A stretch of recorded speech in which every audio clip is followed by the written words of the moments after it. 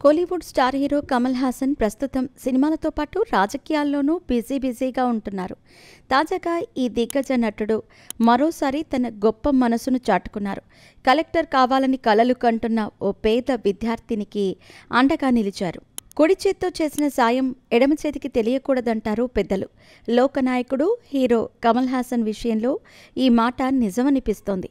ఎందుకంటే ఈ నటుడు తను చేసిన సాయాన్ని బయటి ప్రపంచానికి పెద్దగా చెప్పుకోడు.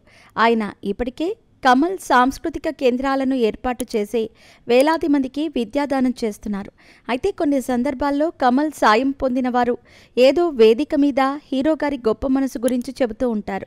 అలా తాజాగా ఒక పేద విద్యార్థిని ఉన్నత విద్యకు సాయం అందించారు కమల్ హాసన్. ఇందుకు సంబంధించిన వివరాలు ఇలా ఉన్నాయి.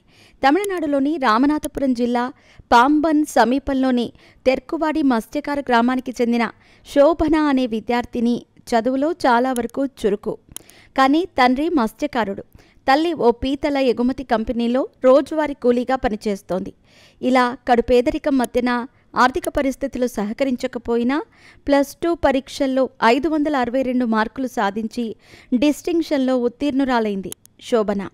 తాను చదివిన ప్రభుత్వ పాఠశాలలోనే అత్యధిక మార్కులు సాధించిన విద్యార్థినిగా నిలిచింది. కాగా శోభనకు ఉన్నత చదువులు అభ్యసించి కలెక్టర్ అవ్వాలన్నది ఆశ. కానీ అందుకు తగ్గ కుటుంబ ఆర్థిక స్తోమత లేకపోవడంతో శోభన చదువు మానేసింది. ఒక బట్టల దుకాణంలో పనికి చేరింది. శోభన విషయాన్ని సామాజిక మాధ్యమాల ద్వారా తెలుసుకున్నారు హీరో కమల్ హాసన్.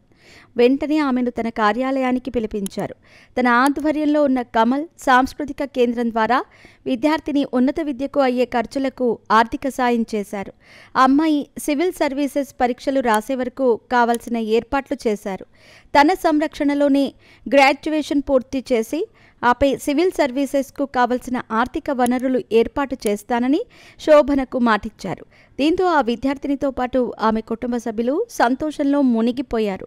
కమల్ సార్ చేసిన సాయాన్ని ఎట్టి పరిస్థితుల్లోనూ వృధా కానివ్వనని, ఆయనకు జీవితాంతం రుణపడి ఉంటానని శోభన ఎమోషనల్ అయ్యింది.